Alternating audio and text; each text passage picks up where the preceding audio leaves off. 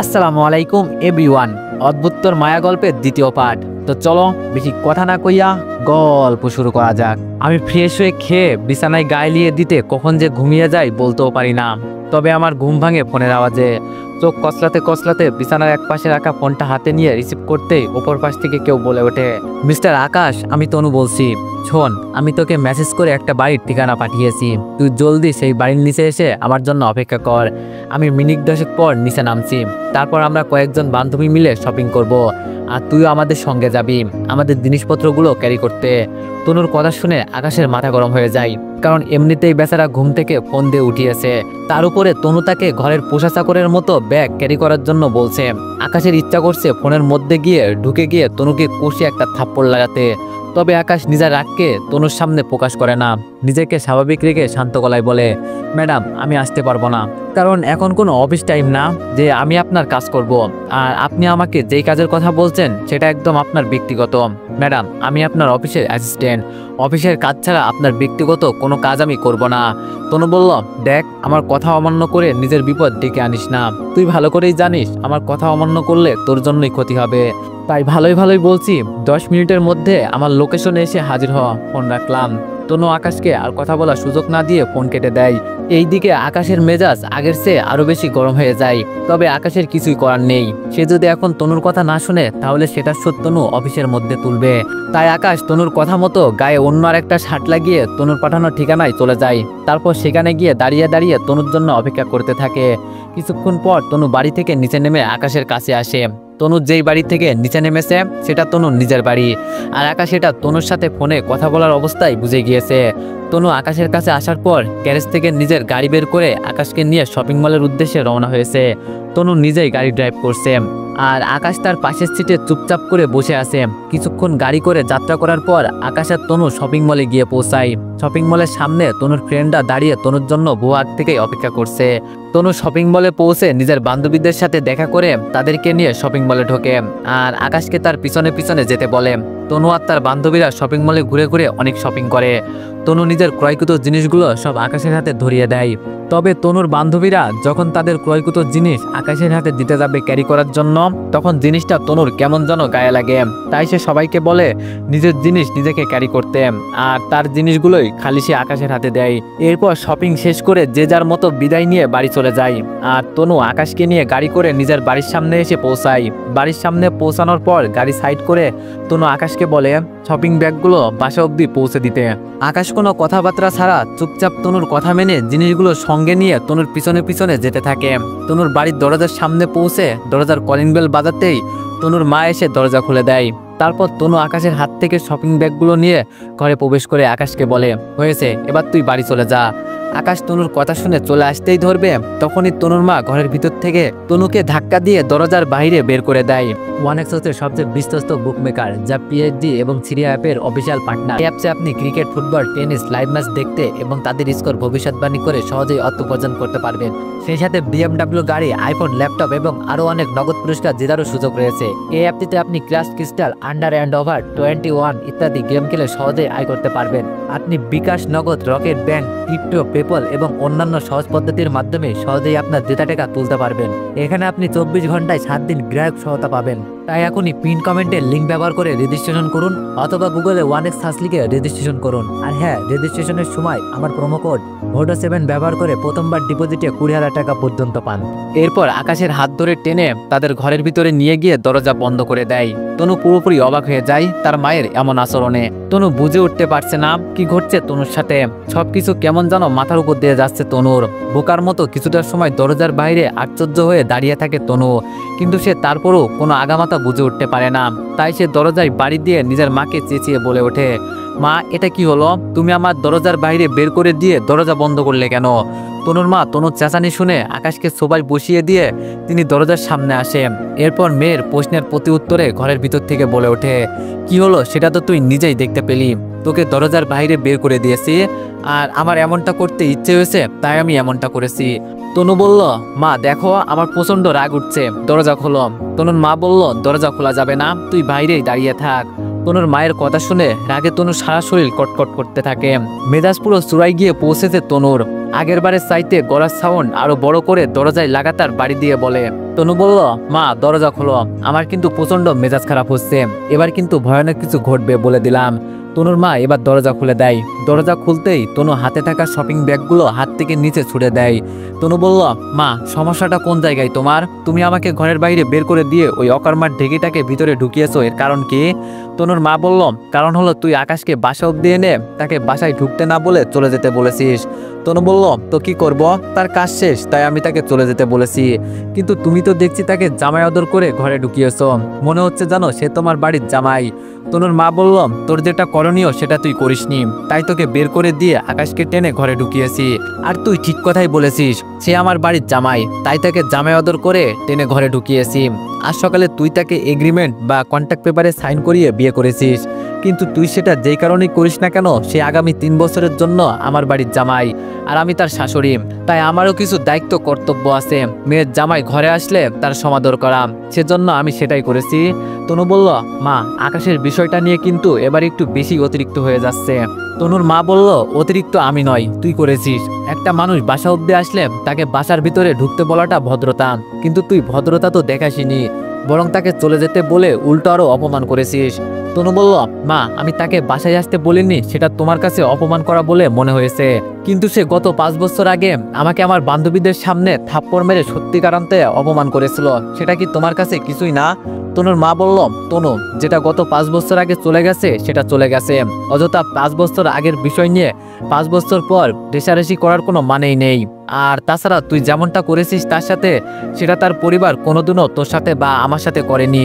আমরা যতবার তাদের বাসায় গিয়েছি তারা বরাবরের মতোই আমাদের খাতির যত্ন করেছে, তবে হ্যাঁ তোর বাবার খারাপ সময়ে হয়তো তারা এগিয়ে আসেনি, আর সেটার জন্য হতে পারে তাদের অন্য কোনো কারণ ছিল, কিন্তু তারা কখনোই আমাদেরকে এভাবে অপমান করেননি। তবে তুই আকাশকে ডিরেক্ট অপমান করেছিস, যেটা তোর মোটেও উচিত হয়নি। তনু বলল, মা কোনটা উচিত আর কোনটা অনুচিত সেটা আমি ভালো করেই বুঝি, তোমার আমাকে নতুন করে এইসব শেখাতে হবে না। আর তোমার যেহেতু তাকে নিয়ে এত আধিক্যতা, তাহলে তুমি করো, আমি আর এই বিষয় নিয়ে মাথা খাওয়াবো না, তবে তাকে আমি সময় মতো সবকিছু বুঝাবো। তনুর মা বলল, তোর যা ইচ্ছা তুই তাই করিস, এবার বক বক না করে ব্যাগগুলো উঠিয়ে নিজের রুমে যা। তনু আর কোনো কথা না বলে রাগে ফসফস করতে করতে শপিং ব্যাগগুলো ফ্লোর থেকে উঠিয়ে নিজের রুমে চলে যায়। তনু চলে যাওয়ার পর তনুর মা আকাশকে বলে, বাবা কেমন আছো তুমি? আমি বললাম, আলহামদুলিল্লাহ আন্টি, আপনি কেমন আছেন? তনুর মা বলল, এই তো বাবা আমিও আলহামদুলিল্লাহ। আচ্ছা বাবা তোমার মাথায় চোট লেগেছে কিভাবে? আমি বললাম, আসলে আন্টি আজ বিকালে অফিস শেষ করে বাসায় যাওয়ার পথে গাড়িতে ওঠার সময় গাড়ি থেকে একটু বাড়ি খেয়েছি। তনুর মা বলল, ইস রে বেশি লেগেছে কি বাবা? আমি বললাম, না আন্টি বেশি লাগেনি, সামান্য একটু লেগেছে। তনুর মা বলল, কি যে করো তোমরা, একটু সাবধানে চলতে পারো না? আমি বললাম, আসলে আন্টি। তনুর মা বলল, আচ্ছা হয়েছে আর বলতে হবে না, তবে আগামী থেকে একটু সাবধানে চলাফেরা করো। আমি বললাম, জি আন্টি। তনুর মা বলল, আচ্ছা বাবা তুমি আবার একটু বসো, রাত তো অনেক হয়েছে, আমি টেবিলে খাবার লাগাচ্ছি, তারপর আমাদের সাথে একসাথে খাওয়া দাওয়া করে বাড়ি যেও।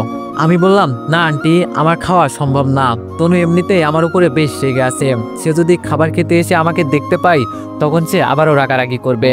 তনুর মা বলল, আহারে আকাশ ছাড়ো তো তনুর কথা, ওর কথা চিন্তা করে লাভ নেই, দিন দিন মানুষের জ্ঞান বুদ্ধি বৃদ্ধি পায়, আর তনুরটা দিন দিন কমছে খালি, তুমিও চিন্তা করো না, আমি খাবার রেডি করছি, তারপর আমাদের সাথে খাওয়া দাওয়া করে পরে বাসায় যেও। আমি বললাম, না আন্টি প্লিজ এমনটা করবেন না, আসলে তনুকে নিয়ে তেমন কোনো সমস্যা না, সমস্যা হচ্ছে আমার বাসায় মা একা, ছোট বোন আফিয়া বাড়িতে নেই, আফিয়া ছোট খালার বাড়িতে কয়েকদিনের জন্য বেড়াতে গিয়েছে, আমার যেতে হবে আন্টি, না হয় মা আমার অপেক্ষায় না খেয়ে বসে থাকবে। তনুর মা বলল, আকাশ কোনো মতে কি আজ আমার সাথে খাওয়া যায় না? আমি বললাম, আন্টি আজ সম্ভব না, পরে কখনো খাবো। তনুর মা বলল, আচ্ছা ঠিক আছে আর জোর করলাম না, তবে পরের বার আসলে কিন্তু না খেয়ে যেতে পারবে না বলে দিলাম। আমি বললাম, আচ্ছা আন্টি পরের বার অবশ্যই খাওয়া দাওয়া করে যাব, এবার তাহলে আমি যাই। তনুর মা বলল, ঠিক আছে। আকাশ তনুর মায়ের থেকে বিদায় নিয়ে বাসা থেকে বেরিয়ে পড়ে, এরপরে একটা রিক্সা করে নিয়ে বাসায় চলে আসে। আকাশ এত রাত করে বাড়ি ফেরায় আকাশের মা আকাশকে প্রশ্ন করে, কি রে বাবা আজ এত দেরি করলি যে, কখনো তো তুই 9টার পর বাড়ির বাইরে থাকিস না? আমি বললাম, আসলে মা একটা কাজের জন্য তনুদের বাসায় যেতে হয়েছে, কিন্তু তনুর মা আমাকে আটকে রেখেছিল রাতের খাওয়া দাওয়া করার জন্য, তাই এত দেরি হয়েছে। মা বলল, ও আচ্ছা, আর তুই তাহলে তনুদের বাসা থেকে খেয়ে এসেছিস? আমি বললাম, না মা খাইনি, তনুর মা অনেকবার খাওয়ার জন্য জোর করেছিল, কিন্তু আমি কোনো মতে বুঝিয়ে সুঝিয়ে চলে এসেছি, কারণ একে তো তুমি বাসায় একা, তার উপরে তনুর কথা তো তুমি জানোই। আমি কাজ শেষ করে তনুর বাসার দরজা থেকে চলে আসতে ধরছিলাম, তবে তনুর মা আমায় জোর করে বাসার ভিতরে নিয়ে গিয়েছে, যেটা নিয়ে তনু একটু রাগ হয়েছে। তাই আমি ওদের বাড়িতে আর খাওয়া দাওয়া করিনি। মা বলল, বেশ ভালোই করেছিস, সেই মেয়ে সাপের 5 পা দেখেছে, সময় হলে তার হুঁশ ঠিকানায় ফিরে আসবে। আমি বললাম, আচ্ছা মা, এখন এইসব বাদ দাও আর খাবার রেডি করো। মা বলল, খাবার সেই বহু আগেই আমি রেডি করে রেখেছি, তুই ফ্রেশ হয়ে আয়, তারপর 2 জন খেয়ে নিব। আমি বললাম, ঠিক আছে। আকাশ ফ্রেশ হতে চলে যায়। কিছুক্ষণ পর ফ্রেশ হয়ে এসে মায়ের সাথে একসঙ্গে বসে খাওয়া দাওয়া করে রুমে গিয়ে ঘুমিয়ে পড়ার উদ্দেশ্যে শুয়ে পড়ে। রাত কেটে যায়।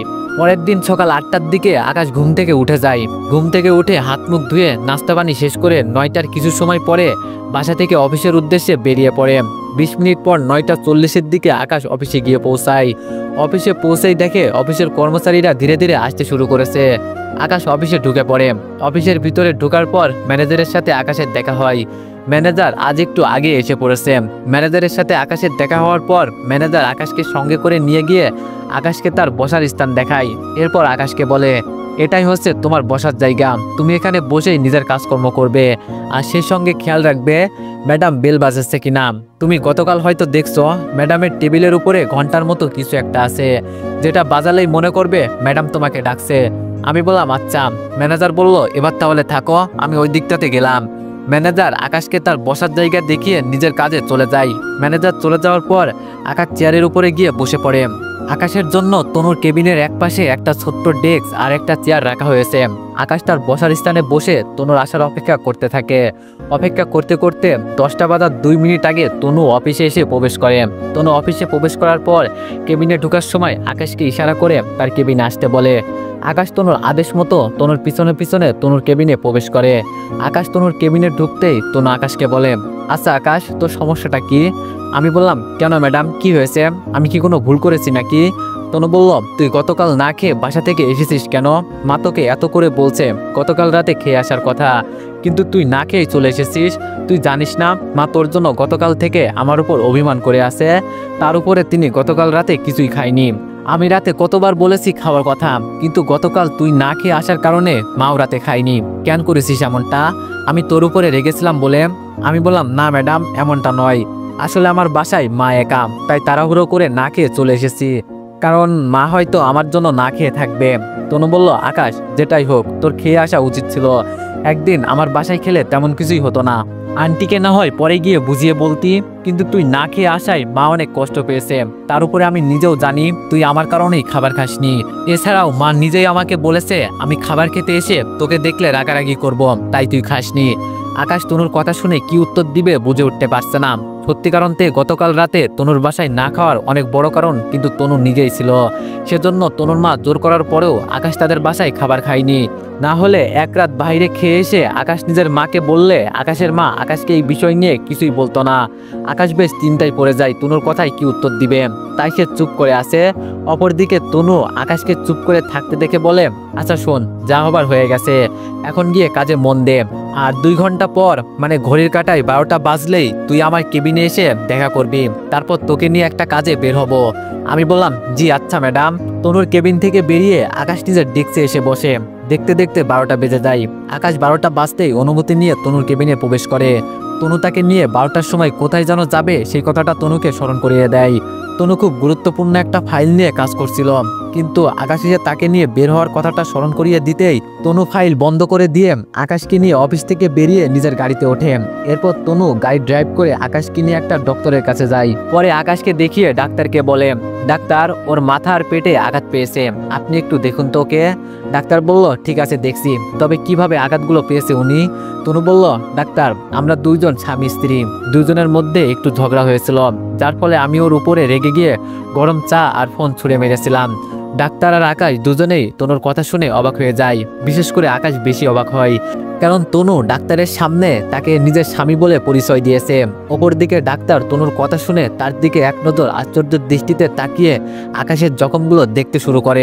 ডাক্তারের ইচ্ছে করছে তনুকে ইচ্ছে মতন কথা শোনাতে, তবে তিনি সেটা করতে পারবেন না, কারণ তিনার কোনো রাইট নেই স্বামী স্ত্রীর মাঝে কথা বলার, তাই তিনি নিজের কাজে মন দেয়। ডাক্তার আকাশের জখমগুলো দেখে প্রেসক্রিপশনের মাধ্যমে কিছু ওষুধ লিখে দেয় আর ওষুধগুলো কন্টিনিউ করতে বলে এবং সেই সঙ্গে আরও পেটের ফোকসার জন্য একটা মলম ব্যবহার করতে বলে আকাশকে। ডাক্তারের কাজকর্ম শেষ হলে তনু ডাক্তারকে ফি দিয়ে আকাশের হাত পেঁচিয়ে ধরে আকাশকে নিয়ে গাড়ির দিকে এগোতে থাকে।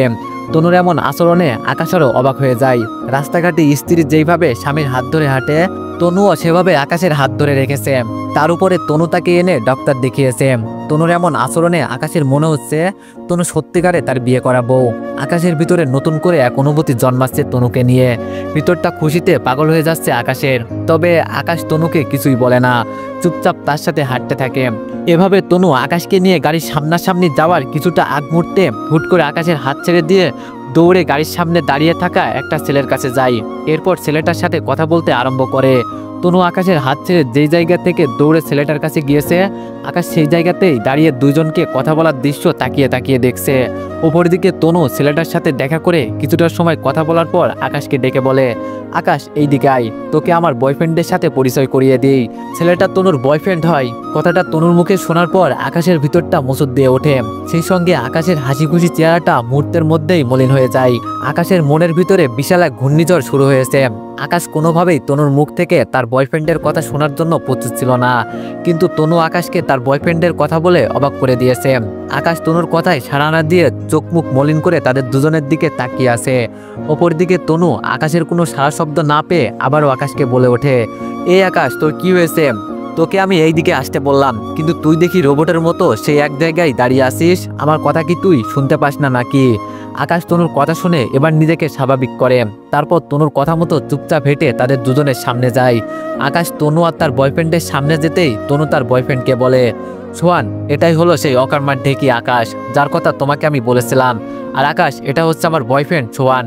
নে, তোদেরকে ইন্টারভিউ করিয়ে দিলাম, এবার তোরা নিজেরা দুইজন কথা বল।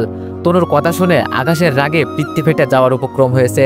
এমনিতেই বেচারার ভিতরে তনুর বয়ফ্রেন্ডকে দেখে ঘূর্ণিঝড় শুরু হয়েছে। তার উপরে তনু তার বয়ফ্রেন্ড সোহানের সামনে আকাশকে অকর্মার ঢেকি বলে বাজেভাবে পরিচয় করিয়ে দিয়েছে। আকাশের ইচ্ছে করছে তনুকে রসমালাইয়ের মতো টুকুস করে এক গালে গিলে খেয়ে ফেলতে। এছাড়া তনুর বয়ফ্রেন্ড সোহানের উপরও বেশ রাগ উঠেছে আকাশের, কারণ তার বিবাহিত স্ত্রীর উপর সোহান লাইন মারছে। তবে হ্যাঁ, তাদের বিয়েটা স্বাভাবিক নয়, কিন্তু তারপরও আকাশ কেন জানি তনুর প্রতি একটা টান জন্মেছে। যত সময় যাচ্ছে আকাশ ক্রমাগতভাবে ততই তনুর প্রতি দুর্বল হচ্ছে।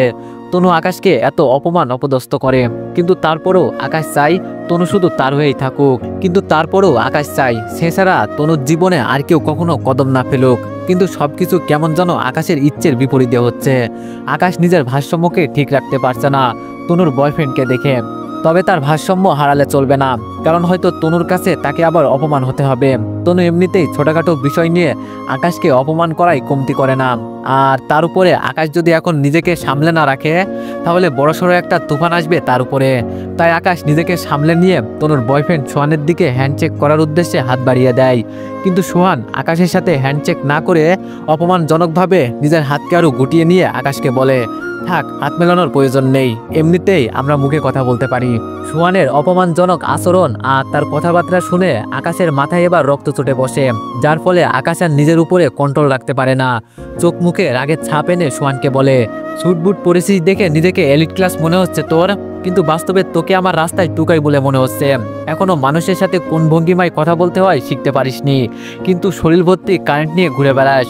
শোন, তোর মতো এলিট ক্লাস মানুষজন একটা সময় আমার পিছনে পিছনে লাইন দিয়ে ঘুরতো, আর তুই এসে আমার সাথে ভাব নিচ্ছিস। একদম উল্টো করে ঝুলিয়ে তোর ভিতর থেকে সমস্ত ভাব বের করে ফেলবো, টোকাই কোথাকার। আর ম্যাডাম, আপনাকে বলি, নেক্সট টাইম এমন টোকাই ফোকাইয়ের সাথে আমার পরিচয় করাবেন না কখনো, কারণ এইসব টোকাই ফোকাই আমার সম্পর্কে না জানলেও আপনি কিন্তু ভালো করেই জানেন আমি একটা সময় কেমন ছিলাম।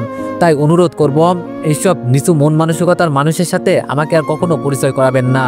আমি আবার গাড়িতে উঠে বসলাম, আপনি টোকাইয়ের সাথে নিজেদের কথাবার্তা শেষ করে গাড়িতে আসুন।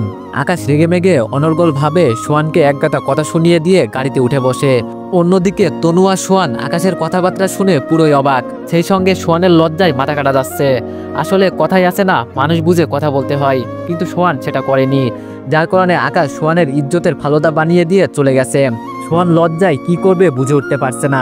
উপর দিকে আকাশের বেশ শান্তি লাগছে সোহানকে অপমানের জবাব দিতে পেরে।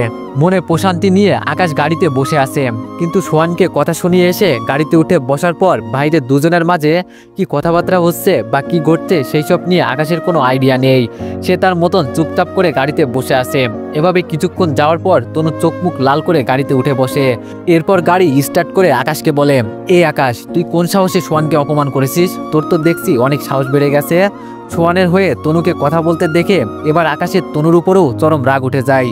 তাই সে তনুকে বলে ওঠে, সাহসের তো এখনো কিছুই দেখিসনি। রাস্তায় টোকাইটাকে নিয়ে ওকালতি করতে আসলে তোকে এখন কষে এমন এক থাপ্পড় মারবো না, সোজা গাড়ির দরজা ভেঙে রাস্তার উপরে গিয়ে ছিটকে পড়বি। কি ভেবেছিস আমাকে? সবসময় চুপ করে থাকি বলে আমি দুর্বল? তুই আমাকে এটা সেটা বলিস, সেটা না হয় কোনোভাবে মানা যায়, কিন্তু কোন সাহসে তোর সেই রাস্তার টোকাই বয়ফ্রেন্ড আমাকে অপমান করে? এত সাহস কই পেয়েছে সে?